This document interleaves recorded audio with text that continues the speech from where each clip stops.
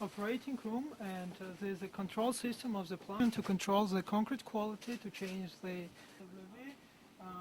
system. All other processes are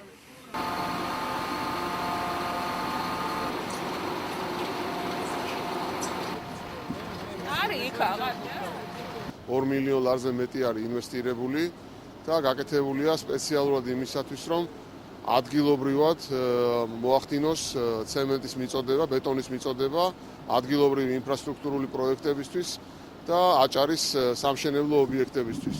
ჩვენი მხრიდან მივესალმებით ამ ინვესტიციას. ეს უკვე მეხუთე ქარხანაა ჰაიდელბერგ ცემენტის. მცირე პარტიებით და მსხვილი პარტიებითაც თურქეთიდან შემოდიოდა ცემენტი. აღნიშნული ბეტონის ქარხანა ჩემის აზრით კონკურენციას გაუწევს ადგილობრივ ბეტონის მწარმოებლებსაც და ფასის კუთხით კონკურენცია იქნება გაუწევს ცემენტის იმპორტსაც თურქეთის რესპუბლიკიდან. ეს იქნება მნიშვნელოვანი და ალბათ მშენებლობის და დეველოპმენტში გაიაფება მოსალოდნელი იქნება ამ ბრენდის შემოსვლით აჭარაში.